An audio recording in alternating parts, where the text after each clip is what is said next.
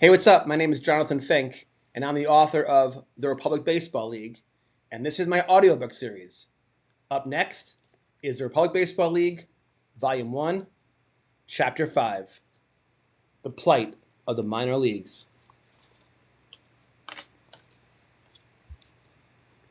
Professor Dempsey woke up bright and early, just in time to say, "Have a great day," and kiss Sarah goodbye on the cheek as she walked out of the kitchen into the garage. She was on her way to an important client meeting at her office. After a shower and breakfast, Dempsey prepared for the day ahead. He walked into the guest bedroom, opened the closet door, and decided which of his more than 3 dozen baseball jerseys he would wear to the university campus. He chose a classic, the red navy blue on white jersey of the defunct Colorado Springs Sky Sox. Dempsey knew it was the perfect choice for his next lecture later that morning. Dempsey drove to the campus, went to his office, and read and graded several papers his students had written on Major League Baseball's antitrust exemption and monopolistic power. Then he picked up the stack of sports business journals on his desk that he had borrowed from the university library the previous evening. He walked down the hallway and then strolled into the lecture hall. By this time, his students realized that their economics professor probably had a different baseball jersey for every class lecture.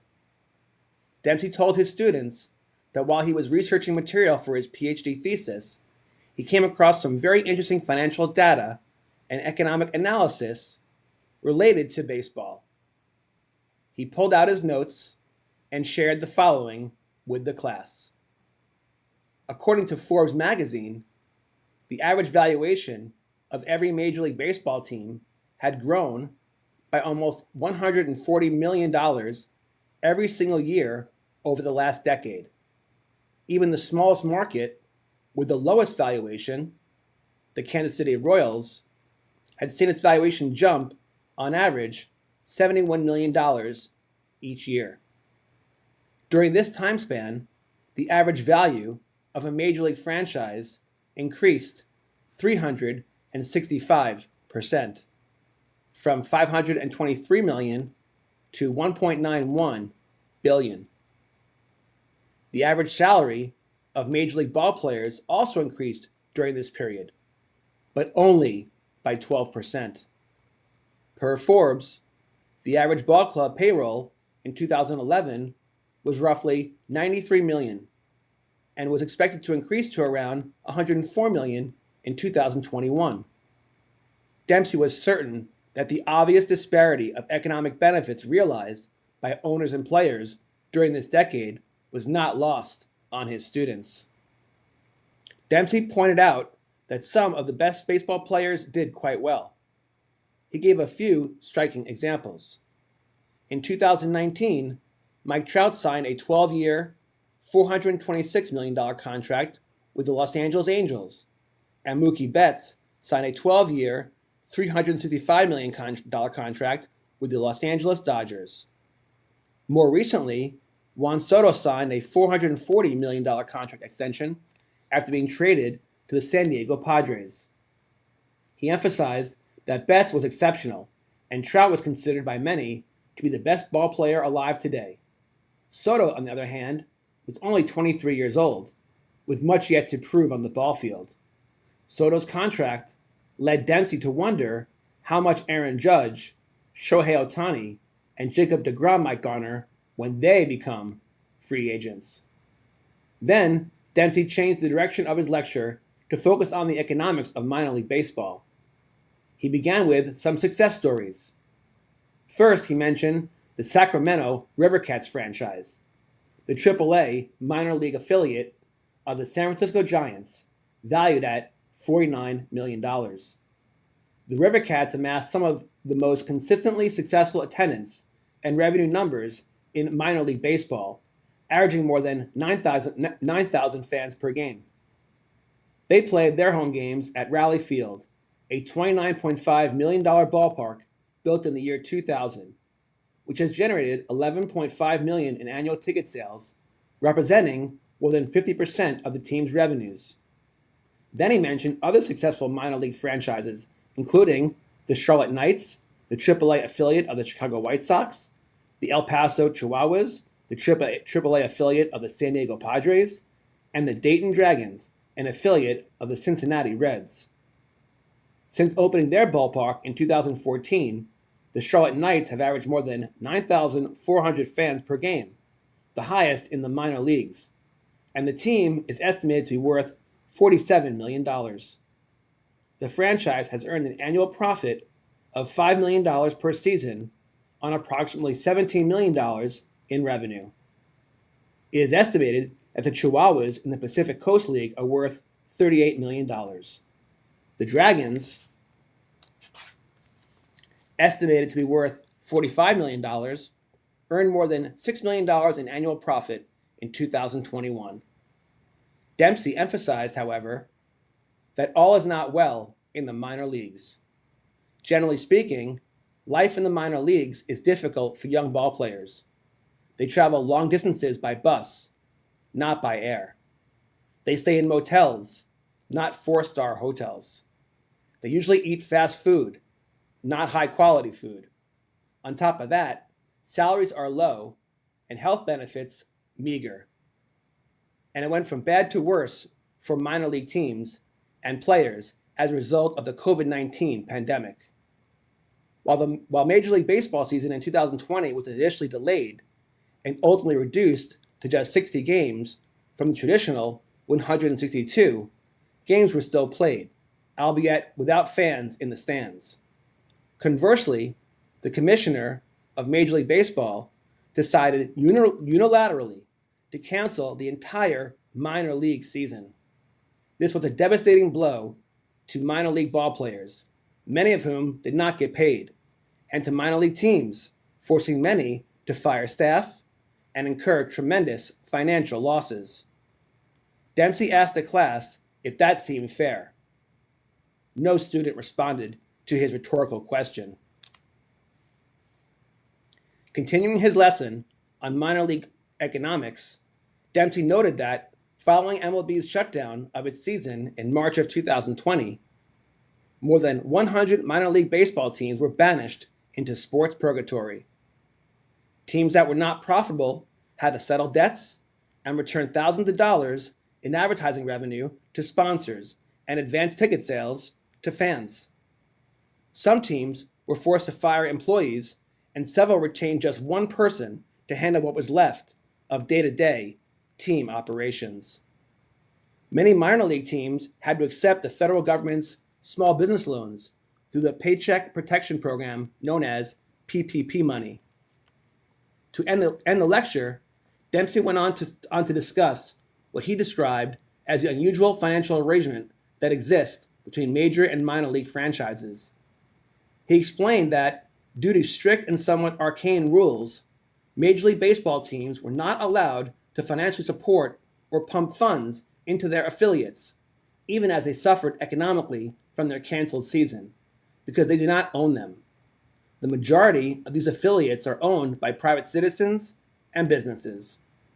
As a result of this surprising ownership structure, Major League Baseball teams were in no position to help their minor league counterparts at the most critical time. Without substantial financial assistance from the private sector, a few minor league clubs had to shutter operations and file for bankruptcy protection. Dempsey called this arrangement absurd, since the primary goal of the minor league system is to develop and prepare young ball players to play in the major leagues. After pausing a few seconds to let his last statement sink in, Dempsey said, "Well, that's it for today, everyone. Please read the assignment for next week's class and be prepared to discuss the economics of labor. Enjoy the weekend."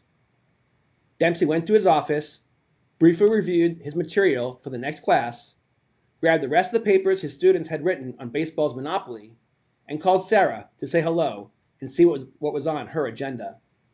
She told him that she'd be working late, so he was free for the evening.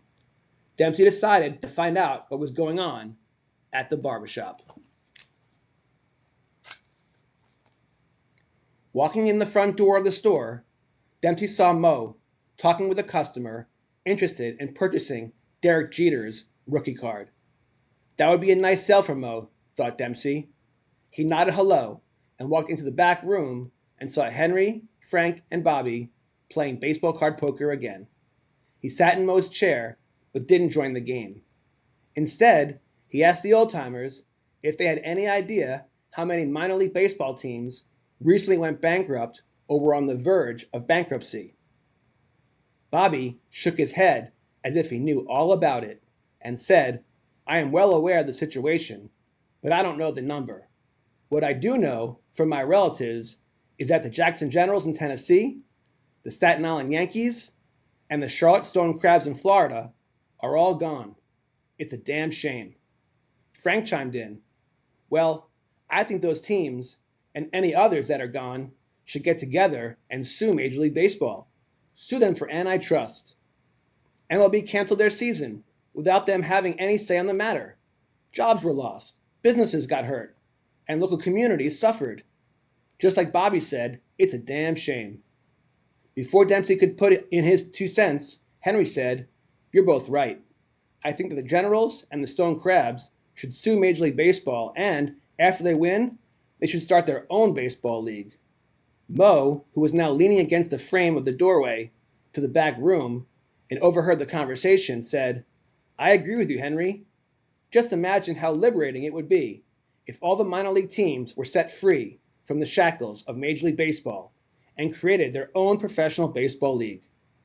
Dempsey smiled and made a thankful prayer gesture as he looked up to the ceiling, realizing that Henry and Frank's comment sparked another idea in his mind. End of chapter 5.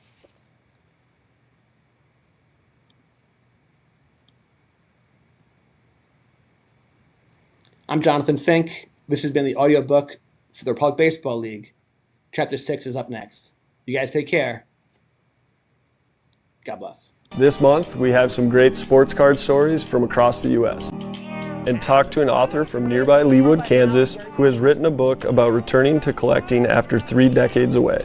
My day job is I'm a financial advisor, so I've been investing for over 20 years. In a way to express my love for the hobby, I decided, what if I write an investment book, Sports Card Collectors Club, and treat the stock market the same way I would treat the card market. And so I thought, well, how would a day trader invest in cards? How would a venture capitalist buy and sell cards? How would a hedge fund do it? As I would go through my trials and tribulations, I realized that for as much fun as I was having investing, there was something missing. And one day I was watching the Royals game on television, and it was a rain delay. And the Card Life television show came on. I was watching that episode, I was watching Matt Strom open cards and rip packs, and I started getting the warm, fuzzy feeling. I said, this is what I want to be doing. I want to get back to really collecting and ripping cards and building sets. And that's where the story of my book has a change. I go from investing back to collecting. I'll also open a variety of boxes from different sports. So he hit the home run off me in like the 7th inning. And then in the 8th inning, JT hit a double, so he's standing on second. And Mason Wynn asked him, he's like, "Hey JT," he's like, "I heard Strom collects cards of guys that take him deep." He's like, "Does that mean he's gonna send me over a couple cards to sign tomorrow?" And after the game, we had won. I mean, winning is the only thing that's important to me. So it's like, I was good after the game, whatever, and JT comes up to me and he's like, "Hey Stromy," he was really genuine. Like he wasn't taking shots. And I'm like, "What are you talking about?" He's like, "Well, when I got to second, Mason asked if you're gonna send a card over for him."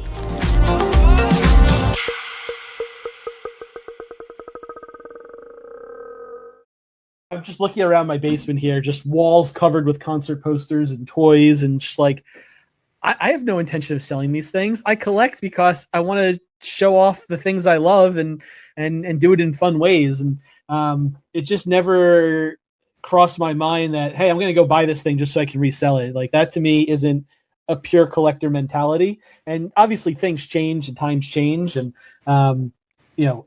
in order for things to survive right now, you have to have that sort of chase for something valuable. Yeah, it needs to be a circus. You know what? The truth is, I actually watched the live stream on eBay Live with Ken Golden and Logan Paul. They ripped a box of 86 Flair and a box of Series 1 Pokemon. And you know what? It was very entertaining. They're both polarizing characters. I thought it was entertaining. But you know what? After every pull, they immediately are showing the value. And and it begs the question, are we creating, not we, is the industry creating a gambling culture which has a real downside? It already has. Right. Not created. It's here. Yeah. And that's a concern. I guess for me, I hope to be an influence where we focus more on collecting, because you know what? When markets crash, collectors don't get hurt at all. Because the Sandy Koufax you bought that because it makes you feel good. It brings back good memories. Said this one traded for my first big win. Jonathan Fink on the line tonight. You have created community. So let's talk about that. I went to Rip Night at your shop. Let's rip it on the pack. And I went to your Rip Night 2 years ago. And it was one of the best. I wrote about it in volume 1. It was one of the best times I've ever had. You guys had this giant scoreboard where you had the chase cards, and everyone can buy whatever product you wanted, like buy 3, get 1 free, whatever product, whatever it was. You then, if you pull a Bronny James, you then get another blaster. Or I pulled a Reed Shepherd auto, and then I got a free T-shirt. And I sat around the table with strangers and had the best time ever. So let's talk about how important community is, and what you guys do is provide an anchor for community in our town. How important that is. Yeah, definitely. Like you said, one of our taglines, we say we'll make an offer on anything, but like you said, we got to pay what it's worth, and so if it's junk wax, it's going to be junk wax prices, which unfortunately, a lot of people end up thinking that their 87 Topps Barry Bonds is going to be a couple $100. It's worth nothing, people.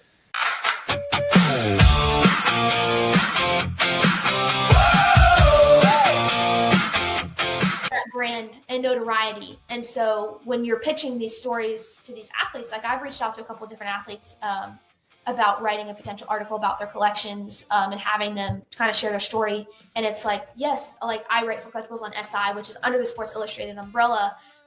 It does carry weight. Like it does, people recognize that brand. It is important. And so I'm super grateful that I've been given the opportunity to write for that staff. The top segment that was done by you on you was so well produced, right? Did all that come from the conversation you had with Michael Rubin? Is that how that put you on the map to such an extent that all those opportunities happened? How did that happen? Did you get a call one day? Said this one traded for my first big win. Jonathan Fink on the line tonight with a pack in hand and a story that bites. I didn't even collect when I was 3 years old, like when this card came out, but oh, he just pulled a good one. Roman Anthony, from Dempsey, I love Wichita State. Yeah. I would have been thrilled if he went to Tulane, but his parents have roots in Nebraska. So for him, it was coming home. And so Nebraska got a good one. And so I'm not surprised that program's on the rise, because they got a great stadium, they have great resources, they got a great fan base with people like you, and their recruiting is fantastic. They're finding the talented kids. So yeah, in fact, the Big Ten. So yeah, Will Bolt, the head coach, he actually played at Nebraska when I was traveling with the Nebraska team in the late '90s. He was down at Texas A&M when I worked at Texas A&M. Rob Childress is the pitching coach, and I was on the hiring committee that hired him away from Nebraska to come down at Texas A&M, and they're thrilled that he's back here in Nebraska. He's a genius. The number of players in pro ball right now that went through Rob Childress, so he'll be under good guidance when he gets up here to Nebraska. They're good people. One kid found a mantle in the rain. One old friend came back with the same old chain. Talk to me about the reaction of the players, the other players, when they see this bat putter. Are they flipping out? They freak out when they see it? And they see it and they're like, they just stop. Yeah, let's go. Yeah. So the reason why I asked that question is because I had that experience literally yesterday. So when I first got the bat putter, I think I bought it 6 months ago, and it's customized for the Republic Baseball League, which is so cool. And now that I realize, now that I love it so much, and I got to use it yesterday, I'm like, I got to start buying them for different people. Like, anyone's a guest on my show, they're gonna get a bat putter, okay? Yeah. But the point is, I never use it because I thought it was too sacred to me. I keep it in my office like a sacred shrine. It means so much to me. But then I was like, after watching all these videos and stuff, I'm like, you know what? There's this indoor amazing place in Kansas City called Tap-Ins. Okay, they have an outdoor putt, but also indoor. and depending on the weather and the whole thing, it's amazing atrium, and it's become a successful business. Yeah. And I was like, you know what, that's a perfect. It was a hot day. I'm like, it's a perfect thing to do. So my buddy Paul Greenwood, who I featured in my first book, we went and played around. And when I showed up with this bat putter, people were freaking out. They were literally losing their minds, and that's when I realized. So then, and then by the way, it was a Sunday, middle of the day, hot as heck.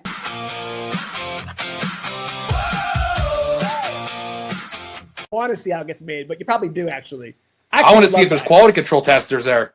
But you know, attention! If anyone in the tops is watching, Grip and Rip we want to get invited to a tour at a factory. The two of us. I told them I would work for free. Right. I would work absolutely free. I want to see how their stuff's made. Yeah, I'm curious. But like collation is like I'm sure there's a bunch of engineers that sit around and design. Got some breaking news for you. Yeah. Slab just texted me. No way. What do you say? The Looks numbers are like out? this is the first year to hear it. Who is that? Right. Let me see here. Breaking news. Grip and Rip. Breaking news. Oh, U.S. agent. Okay, so I just got told that the finest mega boxes are going to be really, really, really good. Oh, interesting. 1.6 numbered cards a box. So you're guaranteed one numbered card with a 60% chance to pull a second numbered card. Wow, and interesting. Autos are 1 in 3. Whoa. So do you think that Topps decided to go big because this is their first year with Topps Finest in retail?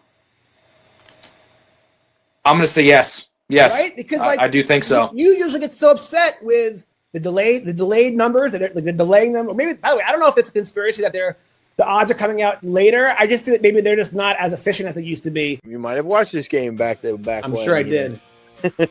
Currently, yeah, it's Derek only Coleman. Yeah, he was on my fantasy team for sure.